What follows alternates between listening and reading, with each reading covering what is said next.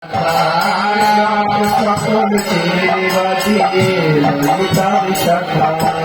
ঢোলের থালা স্বয়ং দেবী বৃন্দা, ঢোলের থালা স্বয়ং দেবী বৃন্দা।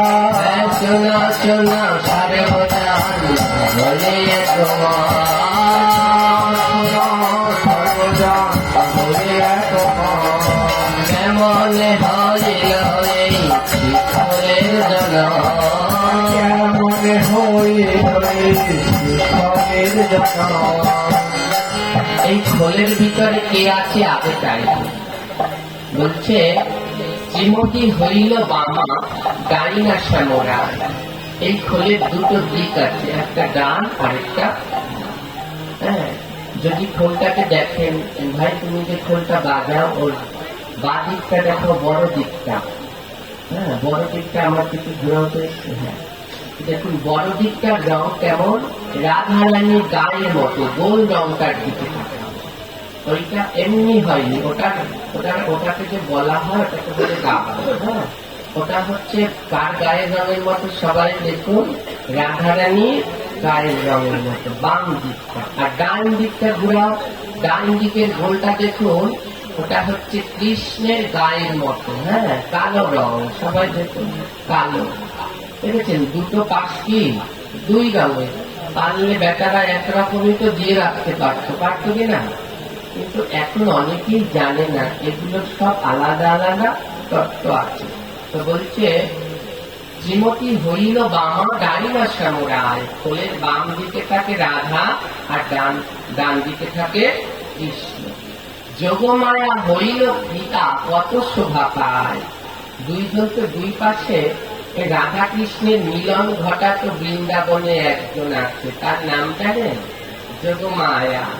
হ্যাঁ, ওই যে যখন রাস কীর্তন হয় যোগমায়া উপস্থিতা, যোগমায়া রাধা এবং কৃষ্ণকে মিলিয়ে দেয়, মিলন ঘটায়। ওই যে খোলের ফিতাটা দেখছেন, ওটা সাধারণ কেউ না, ওটা হচ্ছে স্বয়ং মা দুর্গা। ওই রাধা আর কৃষ্ণকে দুজনকে মিলিয়ে দিচ্ছে, দুই পাশ দিয়ে জোড়া লাগাচ্ছে। হ্যাঁ, যত আছে জিরিবাদী ললিতা বিশাখা। এই খোলের ভিতরে জিরি আর বাদি। জিরিবাদী বলা হয় কোনগুলোকে, এই যে লম্বা লম্বা টান, এই বস্ত্রটা খোলো আজকে এবার সবাইকে দেখানোর জন্য। ওই যে লম্বা লম্বা, এটার ভিতরে না সব নাই, দেখি তোমারটা খোলো, দেখি তোমার পিতা। এগুলো এখন আর নিয়ম করে তৈরি করে না, যার জন্য এই মৃদঙ্গের মাহাত্ম্য সবাই ভুলে গেছে। এই লম্বা যে লাইন গুলো রয়েছে খোলে, লম্বা ভাবে গোল টান দেয়া আছে, এরকম গোল করে রাউন্ড করে, ওগুলোকে বলা হয় জিরি। আর যেগুলো একটা ভাবে টান দেয়া আছে ওগুলোকে বলা হয় বাদি। জিরি বাদি বলছে যত সকল জিরিবাদী ললিতা বিশাখা। এই খোলের ভিতরে সমস্ত ভগবানের সখীরা। এই জিরিগুলো হচ্ছে সমস্ত সখী, বাদিগুলো হচ্ছে ভগবানের সমস্ত ধেনুগণ। এমন কেউ নেই যে খোলের ভিতরে নেই। আর এই খোলের মৃত্তিকায় বিরাজ করেন দেবাদিদেব মহান। এর জন্য স্টিলের খোল টোল বাজানো উচিত। আর কি রয়েছে, এই খোলের ভিতরে তিনটি রং। এখন যেমন যেই খুশি সেই রং করে, কিন্তু খোলে যেমন খুশি তেমন রং করার নিয়ম নেই। খোলের রং করারও খুব সুন্দর করে নিয়ম রয়েছে। এই সম্বন্ধে, হ্যাঁ, এই মৃদঙ্গ সম্বন্ধে বিশেষ আচার্য মৃদঙ্গ শেখর চক্রবর্তী, তিনি তার গ্রহণকে খুব সুন্দর করে, মৃদঙ্গ রসমাধুরী গ্রহণকে খুব সুন্দর করে মৃদঙ্গের ইতিহাস বর্ণনা করেছে। এই মৃদঙ্গটা দেখুন কেমন বেগুনি রং দিয়েছে, অমন মৃদঙ্গের রং হবে না। এই মৃদঙ্গের রং হবে নীল রঙের। এইটাই যে রং করেছে এইটা ঠিক আছে, এইরকম নীল হতে হবে মৃদঙ্গের রং। এই রঙের ভিতরে তিনটি রং থাকবে মৃদঙ্গের ভিতরে। এই দুইটা মৃদঙ্গের ভিতরে তিনটি রং নেই। ওই যে মধ্যখানে একটা লাল রং দেখছেন, লাল রঙের রেখা, লক্ষ্য করে দেখবেন যেই মৃদঙ্গগুলো সঠিকভাবে তৈরি তাতে তিনটা রং থাকবে, নীল, সাদা আর লাল। ওইখানে একটা থাকবে লাল রঙের রেখা, আরেকটা থাকবে সাদা রঙের রেখা, যেগুলো নিয়ম মেনে তৈরি হবে। একটা থাকবে লাল রঙের রেখা, একটা থাকবে সাদা রঙের রেখা, আর সমস্ত মৃদঙ্গের গায়ে থাকবে নীল রঙের রেখা। এই তিনটা রং কেন? এই তিনটা হচ্ছে নদী। আমাদের শাস্ত্র অনুসারে তিনটি নদী শ্রেষ্ঠ: গঙ্গা, যমুনা, সরস্বতী। ভগবানের চরণে প্রবাহিত হচ্ছে এই তিন নদী। ভগবানের চরণের উপর নীল নীল যমুনার জল। এই ভগবানের চরণের উপরের রংটা কি হয়? নীল। ভগবান এই চরণের মধ্যখানে আলতা পরেন, আলতা লাল রং। লাল কোন নদীর রং জানেন? সরস্বতী নদীর রং। সরস্বতী নদীর জল হচ্ছে লাল রঙের। যখন আপনারা কেউ ত্রিবেণীতে যাবেন, ত্রিবেণী এলাহাবাদে, এইখানে গেলে এই তিনটা নদী এক হয়েছে, গঙ্গা, যমুনা, সরস্বতী। দেখবেন যমুনার জল এসে পড়ছে নীল, গঙ্গার সরস্বতীর জল এসে মিশেছে লাল রঙের সরস্বতীর জল। আর গঙ্গার জলের রং কি? জলে বলুন, সাদা। এই যে এখানে গঙ্গা জল আছে, এটা গঙ্গা জল, এটা কি রঙের? সাদা। তাহলে তিনটা নদীর জল, যমুনা নীল, গঙ্গা সাদা, আর সরস্বতী লাল। এই খোলটায় একমাত্র একটু আছে, ওই নীল আছে আর লাল আছে। নীল মানে যমুনা, লাল মানে গঙ্গা। ওর মধ্যখানে আরেকটা সাদা ব্র্যাকেট থাকে, ওটা হচ্ছে গঙ্গা। সরস্বতী আছে, সরস্বতী সাদা একটা আছে।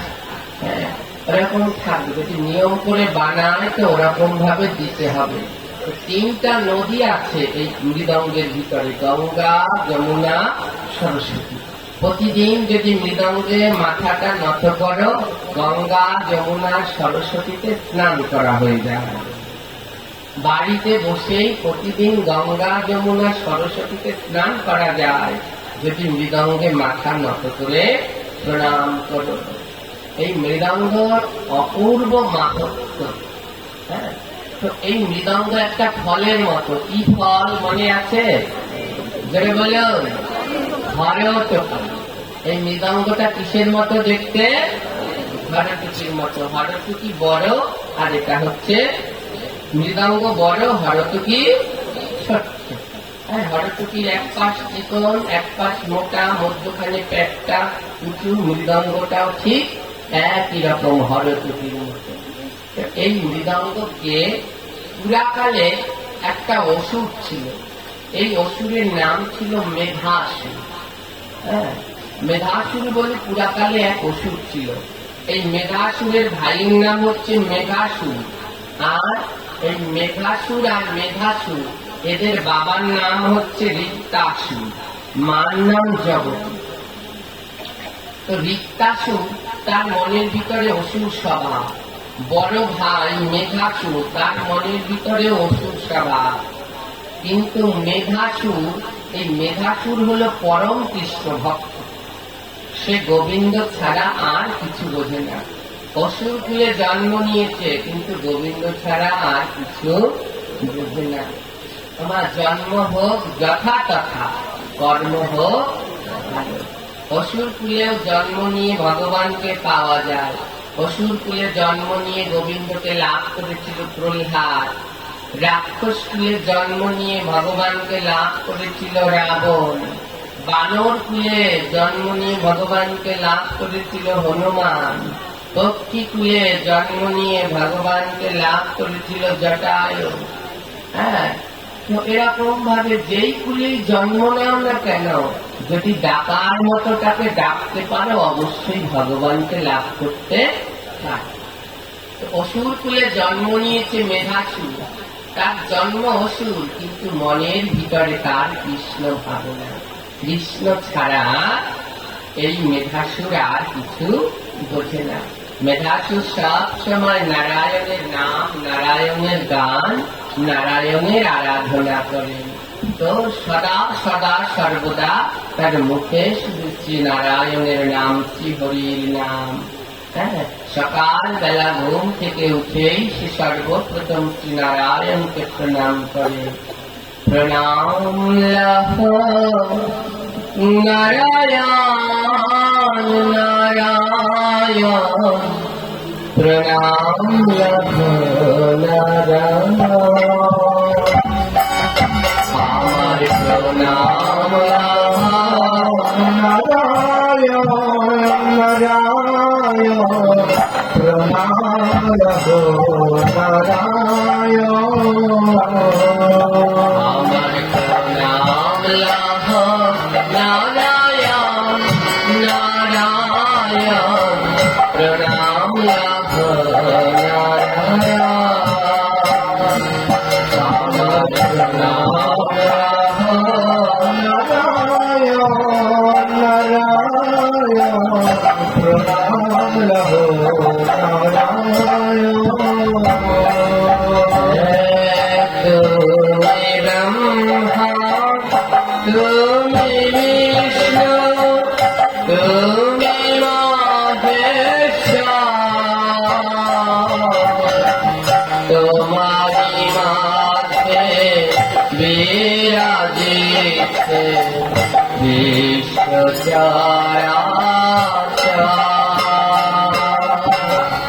তুমি ব্রহ্মা তুমি বিষ্ণু তুমি মহেশ্বর,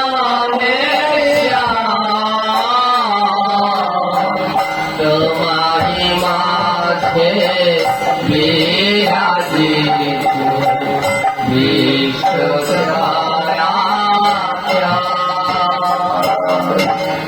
তুমি ব্রহ্মা তুমি বিষ্ণু তুমি মহেশ্বর, তোমার মাঝে বিরাজিতে বিশ্ব চরাচর। তুমি যে সৃষ্টি তুমি যে প্রলয়, তুমি যে সৃষ্টি তুমি তুমি যে সৃষ্টি তুমি যে প্রলয়, তুমি যে সৃষ্টি তুমি তুমি কারপালা নারায়ণ, প্রণাম লহো নারায়ণ। আমার প্রণাম লহো নারায়ণ নারায়ণ। সবাই মিলে তোমার ঠাকুর করো। প্রণাম লহো নারায়ণ নারায়ণ, প্রণাম লহো নারায়ণ। আমার প্রণাম লহো, আরে উচ্চস্বরে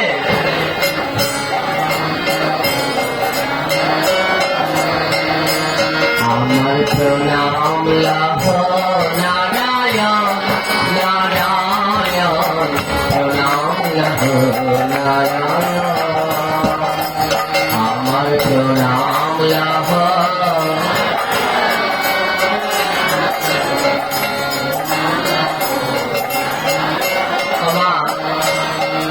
মেধাসুর একটা অসুর হয়ে ভগবানকে ডাকছে, ভগবানকে প্রণাম করছে। আপনারা তো অসুর কুলে জন্মগ্রহণ করেন, আপনারা মনুষ্য কুলে জন্মগ্রহণ করেছেন, কিন্তু সেই মনুষ্য কুলে জন্মগ্রহণ করে কেন আপনারা মুখ খুলে ভগবানকে ডাকছেন? আমি আর ছাউটা বন্ধ করে দিতে বলেছি, কারণ আপনারা কীর্তন করছেন না আমি কিছুই বুঝতে পারছি না। তো সবাই মিলে উচ্চস্বরে ভগবানকে ডাকুন, এমন সুযোগ কিন্তু আর হবে না। তাই সবাই মিলে কারো মুখ বন্ধ না। আজ যদি কারো মুখ বন্ধ দেখি, তাকে আমি ধরে এখানে নিয়ে আসবো, এখানে এনে তারপরে তাকে সাউন্ড সিস্টেম দিয়ে তারপরে কীর্তন করাবো। আজকে আর আমি কাউকে ছাড়বো না। তাই সবাই মুখ খুলো, আর আমার সাথে সাথে ভগবানকে প্রণাম নিবেদন করুন। প্রণাম নারায়ণ নারায়ণ, প্রণাম নারায়ণ, আমার প্রণাম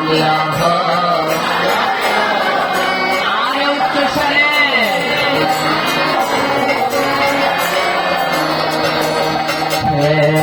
তুমি ব্রহ্মা তুমি বিষ্ণু তুমি মহেশ্বর, তোমারি মাঝে বিরাজিছে বিশ্ব চরাচর। তুমি ব্রহ্মা তুমি বিষ্ণু তুমি মহেশ্বর,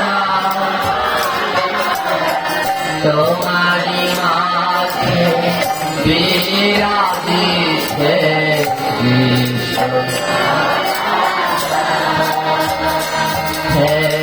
তুমি যে সৃষ্টি তুমি যে প্রলয়, তুমি যে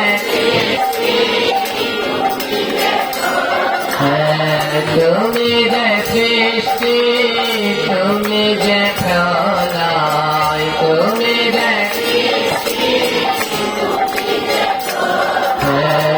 তুমি পালন নারায়ণ, প্রণাম লহো নারায়ণ, আমার প্রণাম লহো। সবাই করতালি দিয়ে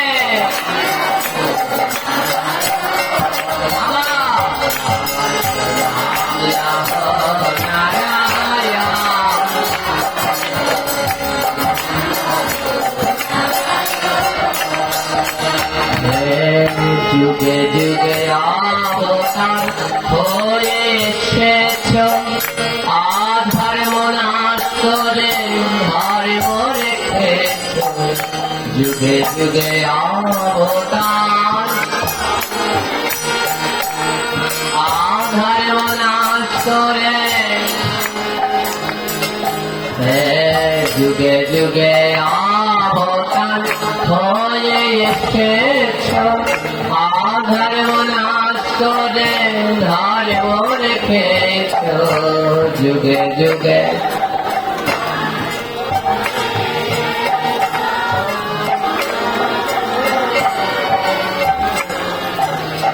তুমি আগতির গতি গোলকের পতি, তুমি আগতির গতি, তুমি আগতির গতি গোলকের পতি, তুমি আগতির গতি। হে প্রভু শ্রী মধুসূদন নারায়ণ, প্রণাম লহো নারায়ণ, আমার প্রণাম লহো নারায়ণ নারায়ণ, প্রণাম লহো নারায়ণ, আমার প্রণাম লহো।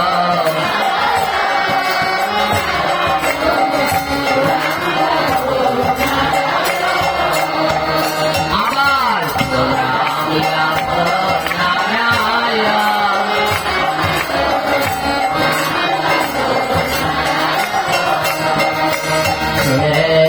অনন্ত সজ্জায় আছো জগ নিদ্রায়, নারদ তব গুণগান।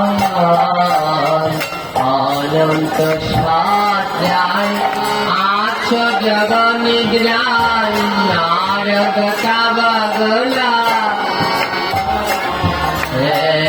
অনন্ত সজ্জায় নারদ তব গুণগান। তুমি অনন্ত মহিমায় অনন্ত, তুমি অনন্ত সবাই, তুমি অনন্ত মহিমায় অনন্ত, তুমি অনন্ত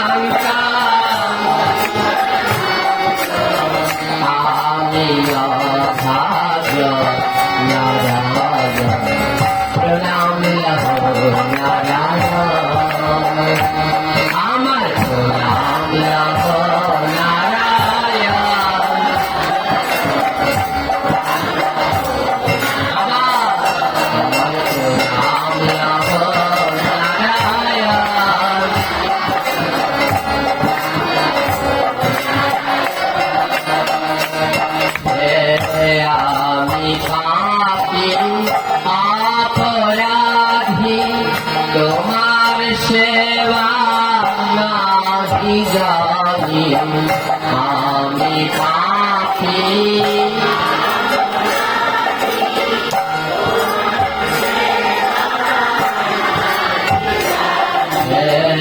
আমি পাপী অপরাধী তোমার সেবা নাহি জানি আমি পাপী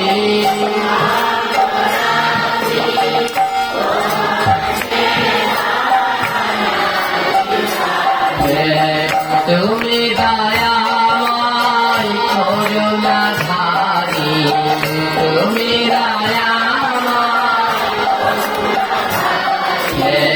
তুমি দয়াময় করুণাধারী তুমি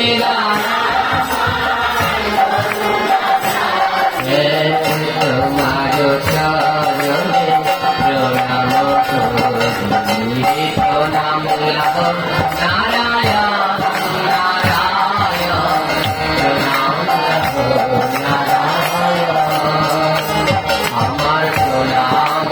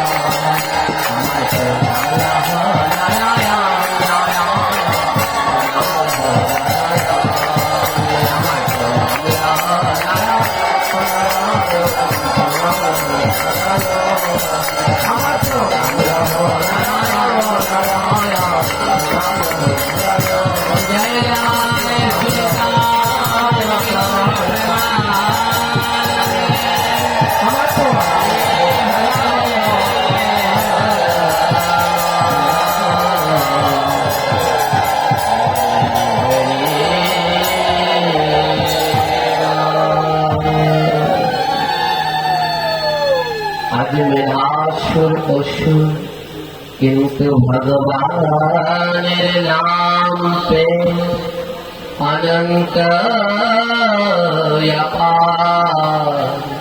তার হৃদয়ে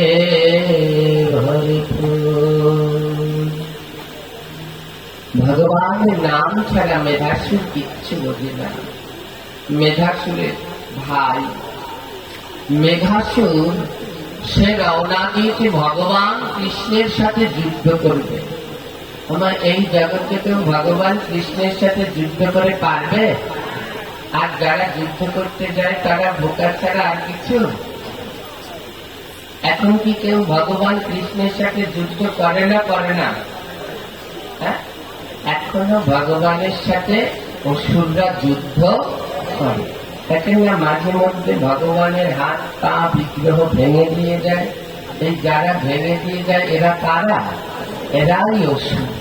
এই অসুরেরা ভাবে যে বোধহয় ঠাকুরের বিগ্রহের হাত পা ভেঙে দিয়ে ওরা জিতে যাবে। ওরা তো ভুলে গেছে যুগে যুগেই হয়েছে, এখনো আছে। হ্যাঁ, অসুর একটু এখন একটু অসুরের সংখ্যা বেশি, কিন্তু পারবে কোনদিনই। সত্যের জয় হবে হবে হবে হবে। আজ মেঘাসুরের ভাই মেঘাসুর যাচ্ছে যুদ্ধ করতে ভগবানের সাথে। এই মেঘাসুরের ছিল অনেক শক্তি। কি শক্তি? মেঘের আড়ালে লুকিয়ে লুকিয়ে যুদ্ধ করত। তো ভেবেছিল যে আমি মেঘের আড়ালে লুকিয়ে থাকবো, আমাকে কি আর কৃষ্ণ দেখতে পাবে? জগতে এমন কিছু নাই যে ভগবান দেখতে। তো মেঘাসুরের মা বাবা মেঘাসুরকে বলছে, তোমার ভাই যুদ্ধ করতে যাচ্ছে আর তুমি যাচ্ছ না কেন? মেঘাসুর বলছে, বাবা, ভগবানের সাথে যুদ্ধ নয়, ভগবানের সাথে প্রেম করতে হয়। ভগবানের সাথে কোন সময় যুদ্ধ নয়, ভগবানের সাথে কি করতে হয়? প্রেম। এমন প্রেম করুন যেন ওই প্রিয় আর প্রীতম, প্রিয়তমা আর প্রীতম শ্রীমতী রাধারানী আর পরমেশ্বর, তাদের সাথে এমন মধুর প্রেমে বন্ধনে আবদ্ধ হন, যেন তারা আপনার অন্তিমকালে কৃপা করে ওই চরণ দর্শন দেয়। তো মেঘাসুর বলছে কার সাথে যুদ্ধ নয়, কার সাথে প্রেম করতে হবে। আজ কি হয়েছে, মেঘাসুরের ভাই মেঘাসুর ভগবানের সাথে যুদ্ধ করতে গেছে, আর যুদ্ধ করতে গিয়ে মেঘাসুর ভগবানের কাছে বধ হয়েছে। আর যখন ভগবানের হাতে বধ হয়েছে, এই খবর যখন মেঘাসুর পেয়েছে, তো মেঘাসুর আনন্দে নৃত্য করছে। মেঘাসুরের বাবা বলছে, হ্যাঁ রে মেঘাসুর, তোর বড় ভাই ওই কৃষ্ণটাকে মেরে ফেলেছে, তার হাতে বধ হয়েছে, আর তুই সেই কৃষ্ণের নাম করে নৃত্য করছিস। মেঘাসুর বলছে কি জানো পিতা, আজ আমার ভাইয়ের ভাগ্য কত ভালো। আমরাও তো মরবো, কিন্তু মরার আগে কাকে না কাকে দেখে মরবো। কিন্তু আমার ভাইয়ের ভাগ্য এত ভালো যে সে মরার আগে স্বয়ং ভগবানকে দর্শন করতে করতে দেহ রেখেছে। সে অন্য কারো হাতে মরেনি, সে সাক্ষাৎ ভগবানের হাতে মরেছে। এই প্রশ্ন করেছিল মন্দাদরী রাবণকে। রাবণকে মন্দাদরী বলছে, স্বামী, রাবণের কয়টা ছেলে মনে আছে? 1,00,000 ছেলে আর 1,00,000 নাতি, তাও বংশে দিতে নাই একটা। তো রাবণের 1,00,000 পুত্র ছিল। মন্দাদরী জিজ্ঞেস করেছিল রাবণকে যে তোমার এতগুলো ছেলে এতগুলো নাতি, একটা তো রাখতে পারতে, সবই শ্রী রামের হাতে বধ হলো কেন? রাবণ বলছে, শোনো, যদি এই রাক্ষস কুলে আমার 1,00,000 পুত্র আর নাতি মরত, মরার পরে ওরা নরকে যেত, কিন্তু রামের সাথে যুদ্ধ করতে গিয়ে ওরা সবাই কার সাথে বধ হয়েছে? রামের কাছে বধ হয়েছে। আর যখন রামের হাতে বধ হয়েছে, মৃত্যুর সময়ে ওরা পরমেশ্বর ভগবান শ্রীরামের বদন দর্শন করতে করতে দেহ ত্যাগ করেছে। আর যারা মৃত্যুকালে ভগবানের বদন দর্শন করতে করতে দেহ ত্যাগ করে, তারাই অন্তিমে গোলক বৃন্দাবনে প্রবেশ করে। মেঘাসুর বলছে, জানো মা, আমার দাদার বড় ভাগ্য ভালো যে স্বয়ং ভগবানের হাতে বধ হয়েছে। মৃত্যুকালে আমার গোবিন্দকে দর্শন করতে করতে দেহ ত্যাগ। এদিকে এই মেঘাসুরের মনের ভিতরে বৈরাগ্য ভাব এসেছে। বৈরাগ্য ভাব। মেঘাসুর বুঝতে পারল এ সংসার অসার, এখানে যাই করো শেষ পর্যন্ত গিয়ে সেই আশানুরূপ ফল পাওয়া যায় না। যতদিন এই সংসারের জন্য খাটতে পারবে, যতদিন এই সংসারের জন্য কাজ করতে পারবে, ততদিন তুমি এই সংসারের মানুষের কাছে ভালো। যেই আর সংসারের জন্য খাটতে পারছো না, কাজ করতে পারছো না, তখন সংসারের মানুষের কাছে তুমি জঞ্জাল। কখন এটা মরবে, এটা মরলে পরেই বাঁচি। আমরা এক জায়গায় পাঠ করতে গিয়েছিলাম বাগেরহাটে, তো আমাদের এক বড়লোক বাড়িতে থাকতে দিয়েছে। তো সেই বাড়ি কোনো আসবাবপত্রের কোনো অভাব নেই। এক বৃদ্ধ মা, অসুস্থ বৃদ্ধ মা, খাটে শোয়া। তো ওই পাঠকরা গেলে বিভিন্ন জন দেখতে আসে, তো আশেপাশের সব বাড়ির মহিলারা দেখতে এসে, তো আমরা যে বাড়িতে আছি ওই বাসার মহিলাকে জিজ্ঞেস করছে, হ্যাঁ গো দিদি, আপনাদের ঘরে এত জিনিসপত্র, ডাইনিং টেবিল, কিচেন টেবিল, কত কি সব আছে, হ্যাঁ, শুধু একটা সোফা সেট নেই। বসতে দিয়েছে চেয়ারে প্লাস্টিকের, বলছে একটা সোফা সেট নেই কেন? এত আসবাবপত্র, আলমারি, ছুটে কোনো কিছুর অভাব নেই, একটা সোফা সেট থাকলেই একেবারে পরিপূর্ণ। হ্যাঁ, বড়লোক গিন্নি কোনো কথা বলছে না। ওই বাড়ির যে ছেলে, মানে সেই গিন্নির যে ছেলে, যার মা বিছানায় অসুস্থ, ছেলেটা উত্তর দিচ্ছে, শোনেন দিদি, আমার মা তো ওই বিছনায় পড়া, তার জন্য এখন সোফা সেট কিনি না, রাখবো কোথায়, মায় মরলে পরে পরের দিনই সোফা সেট আনবো। অর্থাৎ মা যে খাটে শোয়া, ওই জায়গাটুকু দখল করা, যে মা মরলে পরে ওই জায়গাটা জলা হয়ে যাবে, তারপরে এনে সোফা সেট। তো কেমন সংসার চিন্তা করেছেন, ছেলে অপেক্ষা করছে কবে মায় মরবে আর সোফা সেট আনবে, সেই সোফায় ওই অন্য বড়লোক দিদিদের বসতে দেবে। এই হচ্ছে সংসার। তদ্রু আপনি, আমি, আমরা সবাই ওই রকম একজন হা করে বসে আছে, কবে আমরা মরবো, আর মরার পরে যা জোগাড় করে রেখেছি ও কবে ওরা ছিঁড়ে গিরে নিয়ে যাবে। তাই এই সংসার হচ্ছে এক অসার ক্ষেত্র। এখানে কোনো সার নেই, সংসারে পড়েছেন না ছোটবেলায় আদর্শ নীতি বইতে, সংসারে রং মাত্র। তো সংসারে কি, যে গায়ে কাউকে দিয়ে সাজে না, দেখেন না আপনাদের এদিকে নীল হয়, নীল হলে দেখবেন শিব সাজে, কৃষ্ণ সাজে, রাধা সাজে, সাজে না? তো রাধা সাজে, গায়ে একেবারে ছোট কোনো দিয়ে, মাথায় ঘোমটা টোমটা দিয়ে রাধা সাজে, শিব সাজে জটা টটা লাগিয়ে, 1-2 ঘন্টার জন্য সাজে। যেই গায়ে এক বালতি জল ঢেলে দেবেন, একেবারে সব ধুয়ে যাবে। যে শিব সেজেছে, কিছু সময়ের জন্য সং সেজেছে, 24 ঘন্টার জন্য সে শিব, ওই অল্প সময়ের জন্য সেজেছে, যখন নাচ টাচ হয়ে গেছে শিব শেষ। সং আর সার মানে আসল। তাই এই সংসার মানে এখানে সবাই সেজে বসে আছে, কেউ বাবা সেজেছে, কেউ মা সেজেছে, কেউ ভাই, কেউ বোন, কেউ স্বামী, কেউ স্ত্রী, এক একজনে এক একটা সেজেছে। আর কেউ যদি মনে করে এই সাজাগুলোই সার আসল, তাহলে সে ভুল করছে। এগুলো সবাই সেজে রয়েছে, এগুলো সার নয়, সংসার। এই সংসেজে সবাই বসে আছে বলে আসল কি? এই জড় জগতে আসল কি? বলে আসল কি জানো? আসল হচ্ছে সাধু সঙ্গ। সাধু সঙ্গ, সাধু সঙ্গ সর্বশাস্ত্রে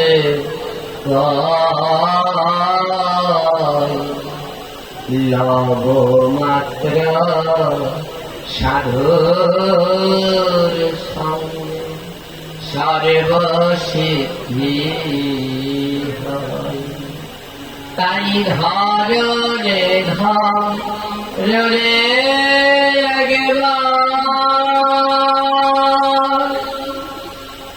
সাধুর রাঙা পায়, এমন জন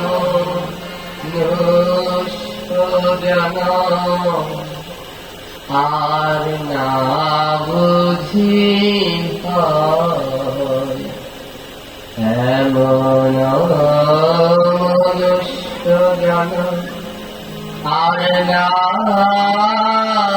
বুঝি হয়।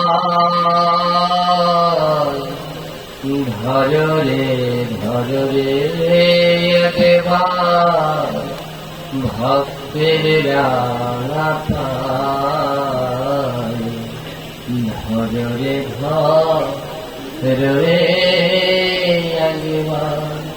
ভক্তের রাঙা পায়। কর রে সবাই এই না সাধুর সঙ্গ, তোমার পাপে সঙ্গে হবে মধু প্রেম তরঙ্গ। ভক্তের অঙ্গে দিয়ায় অঙ্গ, ভক্তের অঙ্গে দিয়ায়ঙ্গ করো একবার ভক্তের সঙ্গ তোমরা ভক্তের অঙ্গে দিয়ায়ঙ্গ ভক্তের অঙ্গে দিয়ায়ঙ্গ করো একবার ভক্ত সঙ্গ তাপিত দেহে হবে মধুর প্রেম তরঙ্গ তাপিত দেহে হবে মধুর প্রেম তরঙ্গ ভক্তের আলিঙ্গনে যায় মনে মাইলা ভক্তের আলিঙ্গনে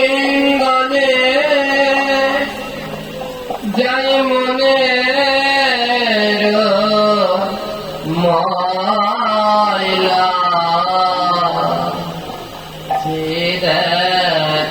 দেহ মাতে শুধু কালো কয়লা শুধু কালো কয়লা এই কয়লার খনিতে হীরা হবে এই কয়লার খনিতে হীরা হবে ওই না ধুলি মাতলে গায়ে কয়লার খনিতে এই দেহটা একটা কয়লা খনি মা কয়লা কোনো কাজে লাগে না বলে কয়লার খনিতে কিন্তু হীরা জন্ম নয় বলে এই দেহটা একটা কয়লার খনি এই কয়লার খনিতে হীরা হবে বলে কখন এই কয়লার খনিতে হীরা হবে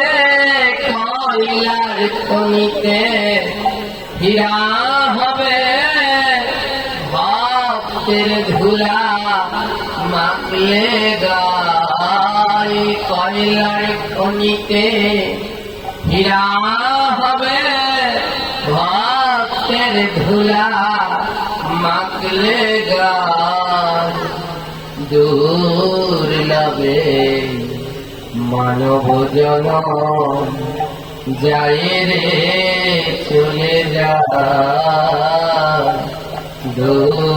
দুর্লভে মানব জনম যায় রে চলে যায় চেয়ে দেখো ইয়া কাছে তোমার প্রাণ সূর্য অস্ত যায় চেয়ে দেখো ওই আকাশে প্রাণ সূর্য অস্ত যায় আর বেলা নাই মানুষ আর বেলা নাই আর বেলা নাই মানুষ আর বেলা নাই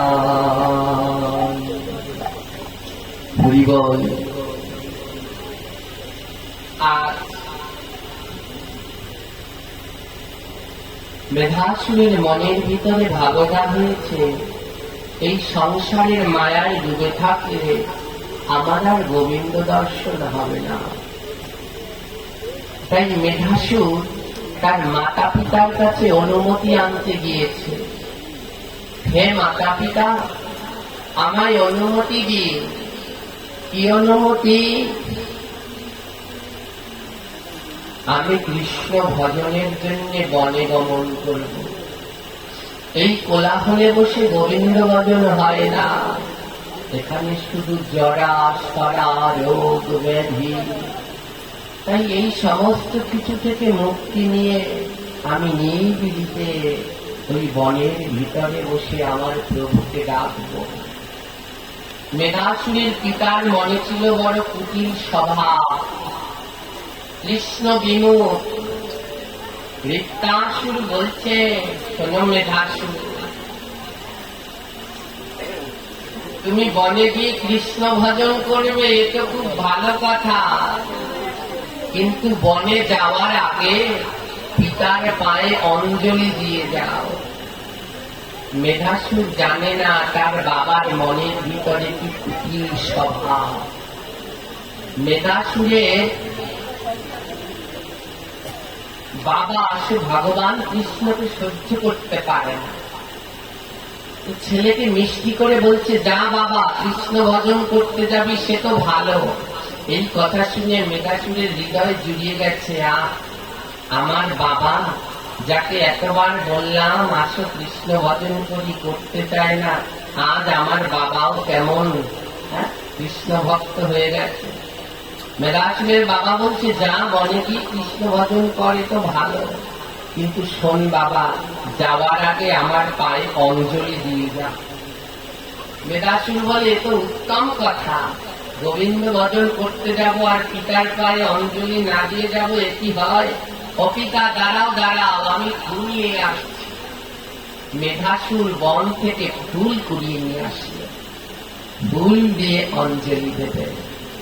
ওমা, যেই মেধাসুরের পিতার পায়ে মেধাসুর পুষ্প দিয়ে অঞ্জলি দিতে গেল, মেধাসুরের বাবা পা দুটো সরিয়ে নিল।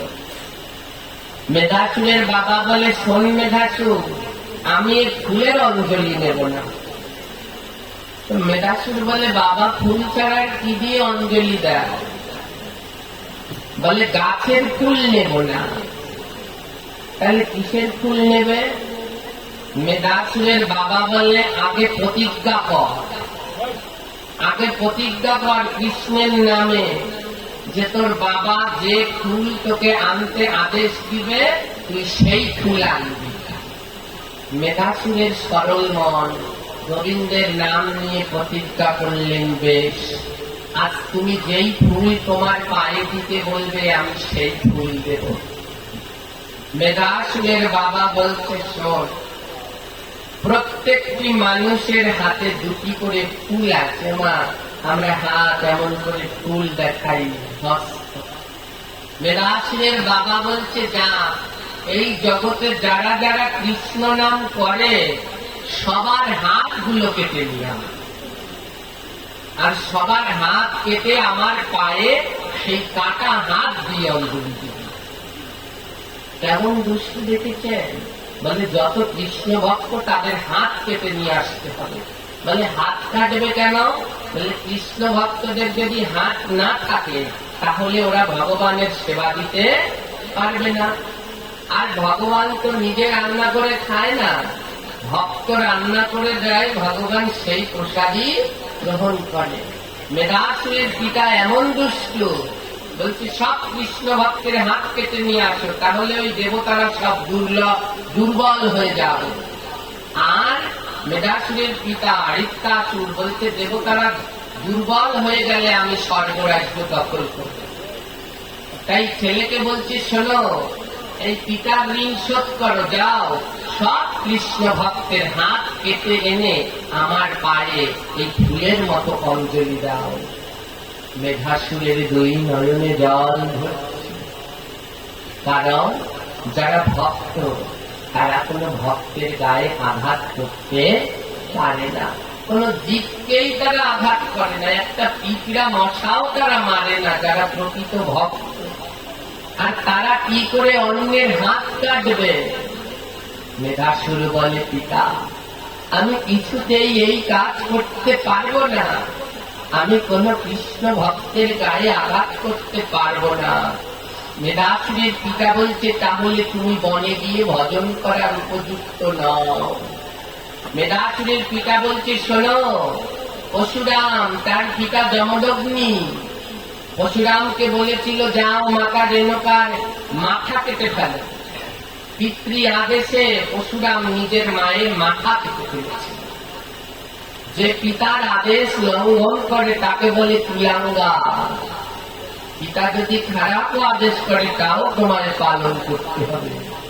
আমার পরশুরাম তার মায়ের মাথা কেটে ফেলেছিল, সেই মাতৃহত্যার পাপে পরশুরামের হাতে কুঠার লেগেছিল, ওই কুঠার আর পড়েনি। তখন প্রাচিত্য করেছে। সেই কুঠার কোথায় পড়েছে জানেন? আপনারা ঢাকায় স্নান করতে গিয়েছেন, নাঙ্গল বন্দর, ওইখানে ওই কিসের জন্য স্নান করেন, ওইখানে পরশুরাম স্নান করেছে পরে ওই ব্রহ্মপুত্রে, তারপরে তার হাতের কুঠারটা পড়েছিল। তো আজকে মেধাসুরের বাবা বলে, পরশুরাম যদি বাবার আজ্ঞা পালন করে তুমি কেন করবে না, যাও, এটা আমার আদেশ। প্রত্যেক সন্তানেরই উচিত মাতা পিতার আদেশ পালন করা। আজ মেধাসুর মহা বিপদে পড়ল। পিতার আদেশ অনুসারে মেধাসুর হাতে একটা দা নিয়ে সব কৃষ্ণ ভক্তদের দরজায় গিয়ে দাঁড়াচ্ছে।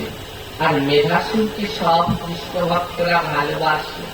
সবাই চায় যে এমন কৃষ্ণ ভক্তের সেবায় যদি লাগতে পারি। তোমার এই জগতে যারা প্রকৃত কৃষ্ণ ভক্ত তাদের মনের বাসনা কি? তাদের মনের বাসনা যে আরেকজন কৃষ্ণ ভক্তের সেবায় যদি আমার একটা চাল একটা পয়সাও লাগে আমার জীবনটা ধন্য। প্রকৃত যারা কৃষ্ণ ভক্ত তারা এটাই চায়, হ্যাঁ, যে আমরা তো সেবা করলাম, যদি এটা কোনো ভক্তের প্রকৃত ভক্তের সেবায় লাগে তাহলে আমাদের জীবনটা ধন্য। আজ মেধাসুর একটা দা নিয়ে এসে কৃষ্ণ ভক্তদের দরজায় দাঁড়িয়েছে। কৃষ্ণ ভক্তরা জিজ্ঞেস করছি, ওগো মেধাসুর, তোমার মতো পরম ভক্তের আগমনে আমাদের জীবন ধন্য, তোমার কি কোনো সেবায় লাগতে পারি? মেধাসুর নয়ন জলে ভেসে ভেসে বলছে, জানো, আমার পিতা আদেশ করেছে সব কৃষ্ণ ভক্তের হাত কেটে নিতে। অন্য অন্য কৃষ্ণ ভক্তরা বলে, বাবা, আজ কতদিন পরে বৈষ্ণব সেবা দেওয়ার সুযোগ পেয়েছি। এক এক কৃষ্ণ ভক্ত নিজের হাত বাড়িয়ে দিচ্ছে, নেও নেও মেধাসুর, তোমার মতো ভক্তের সেবায় যদি লাগতে পারি জীবন ধন্য, নেও নেও, আমাদের হাত কেটে নাও। মনের ভিতরে অনন্ত জ্বালা নিয়ে মেধাসুর এক একজন কৃষ্ণ ভক্তের হাত কেটে নিচ্ছে। কি বিভৎস যন্ত্রণা চিন্তা করছেন। চারদিকে যন্ত্রণার রই রই রব উঠেছে। সব কৃষ্ণ ভক্তরা যন্ত্রণায় ছটফট করছে। দেখতে দেখতে সব কৃষ্ণ ভক্তদের হাত কেটে নিয়ে যাচ্ছে মেধাসুর। দেবতারা ভগবান শ্রীহরি কৃষ্ণের কাছে গেলেন, গোবিন্দ, যদি সব ভক্তদের হাত কেটে নেয় তাহলে আমরা সব দেবতারা তো দুর্বল হয়ে পড়ব। ভগবানের বড় প্রিয় ভক্ত মেধাসুর। মেধাসুরকে গোবিন্দ বড় ভালোবাসে। একদিকে তার ভক্ত, অন্যদিকে সবাইকে বাঁচানোর চেষ্টা। ভগবান সুদর্শন চক্রকে বলল, যা সুদর্শন চক্র, ওই মেধাসুরকে এত টুকরো টুকরো করবি যেন ওর দেহ মাটির সাথে মিলিয়ে হয়ে যায়। ও আমার ভক্তের গায়ে আঘাত করেছে, ওকে এত কুচি কুচি করবি সুদর্শন চক্র যেন ওর দেহের কোনো অংশ দেখা না যায়। যা। সুদর্শন চক্র ঘুরতে ঘুরতে যাচ্ছে। সুদর্শন চক্র ভক্ত, মেধাসুর ভক্ত। সুদর্শন চক্রকে দেখে মেধাসুর প্রণাম করেছে। সুদর্শন চক্র বলছে, মেধাসুর, আজ্ঞা দাও, তোমার মস্তক ছেদন করব। মেধাসুর বলছে, পারবে না। ও চক্র, তুমি পারবে না। কেন? কারণ আমি মেধাসুর জীবনে কোনো পাপ করিনি। এই যে দেখো, আজ ভক্তের হাত কাটছি, আমার জন্য আমি কাটছি না। আমার জন্য আমি কাটছি না, আমার বাবার আদেশ পালন করছি আমি। সুদর্শন চক্র বলে, মেধাসুর, আমায় যে স্বয়ং ভগবান পাঠিয়েছে। মেধাসুর বলে, সুদর্শন, তাহলে একটু অপেক্ষা করো আর আমার সাথে সাথে আসো। আজ সমস্ত কৃষ্ণ ভক্তদের হাতগুলো কাটা, রক্তাক্ত কৃষ্ণ ভক্তরা মেধাসুরের পিছন পিছন এসেছে, আর মেধাসুরের সেই কৃষ্ণ বিরূপ, কৃষ্ণকে ভালোবাসে না, সেই পিতার কাছে মেধাসুর সব কৃষ্ণ ভক্তদের হাতগুলো নিয়ে এসেছে, আর বাবার পায়ের কাছে সেই কৃষ্ণ ভক্তদের হাতগুলো ঢেলে দিয়েছে। বাবা, এই যে দেখো আমি সব কৃষ্ণ ভক্তের হাত কেটে এনেছি। কৃষ্ণ বৈমুখী সেই পিতা বলছে, হ্যাঁ রে মেধাসুর, সব কৃষ্ণ ভক্তের হাত এনেছিস তো? মেধাসুর বলছে, বাবা একজন আর বাকি আছে, সবার এনেছি, শুধু একজন আর বাকি আছে। মেধাসুরের বাবা বলে, তাহলে তার হাতটা তাড়াতাড়ি কেটে নিয়ে আয়। মেধাসুর সুদর্শন চক্রকে ডাক দিয়ে বলছে, সুদর্শন, এবার আমার হাত দুটো কাটো। মেধাসুরের বাবা বলছে, কেন তোর হাত কাটবে কেন? তুই আমার একমাত্র ছেলে, তুই ছাড়া তো আর আমার কেউ নাই। মেধাসুর বলছে, বাবা তোমায় না বলেছিলাম একজন আর বাকি আছে? সবার কাটা হয়েছে, আমিও তো একজন কৃষ্ণ ভক্ত, তাই এবার আমার হাত দুটো কাটলে সম্পন্ন হবে। মেধাসুরের পিতা বলছে, না না, তোর হাত কাটলে তো তুই যন্ত্রণায় মরে যাবি কষ্টে, তোর হাত কাটিস না। মেধাসুর বলে, আর কাজ হবে না বাবা, আমি যে অপরাধ করেছি এই অপরাধের কোনো ক্ষমা নাই, আমি বৈষ্ণব অপরাধ করেছি। সুদর্শন চক্রকে ডেকে বলছি, সুদর্শন, প্রথমে আমার হাত দুটো কাটবে, তারপরে আমার মাথাটা কাটবে, তারপরে আমার দেহটা কুচি কুচি করে কাটবে। মেধাসুর যাবার বেলায় বলছে, বাবা আমাকে তো একটু পরে সুদর্শন চক্র কুচি কুচি করে কেটে দেবে, তুমি যাওয়ার আগে আমি তোমার গলায় একটু তুলসীর মালা পরিয়ে দেই, তোমায় একটু তিলক পরিয়ে দেই, তুমি মুখে একটু কৃষ্ণ নাম করো। মেধাসুরের কৃষ্ণ বৈমুখ পিতা বলছে, না না, আমি কোন সময় ওই তুলসীর মালা করব না, নাম জপ করব না, তিলক ধারণ করব না। অনেক বুঝিয়েছে, কাজ হয়নি। সুদর্শন চক্রকে বলছে, চক্র এবার আমার হাত দুটো কাটো। চক্র যেই সুদর্শনের হাত দুটো কাটতে এসেছে, সুদর্শন যখন সেই মেধাসুরের হাত দুটো কাটতে এসেছে, মেধাসুর বলছে, সুদর্শন আর একটু সময় দাঁড়াবো। সুদর্শন বলে, কেন ভক্ত?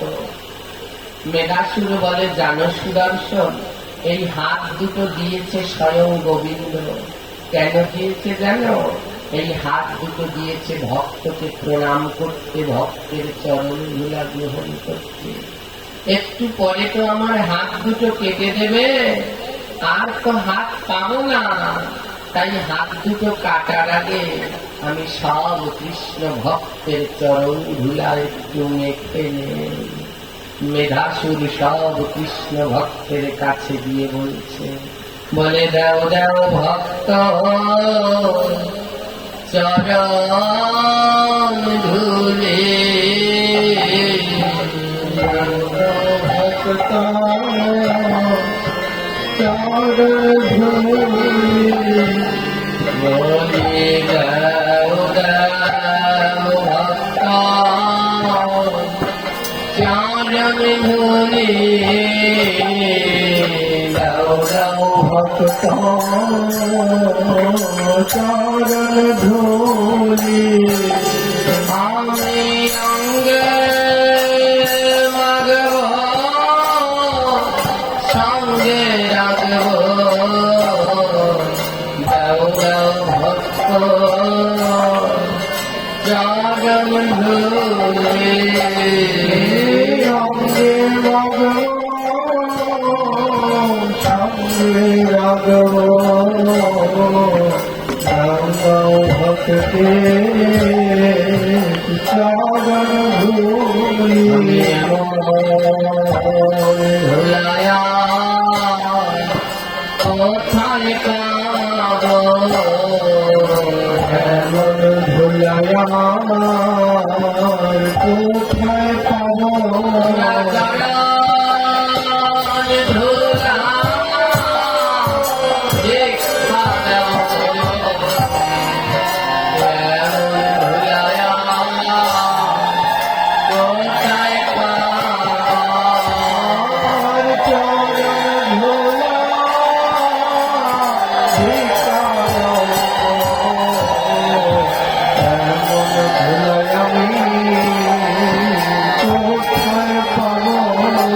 প্রাণ ভরে ভক্তে ধুলা মাগব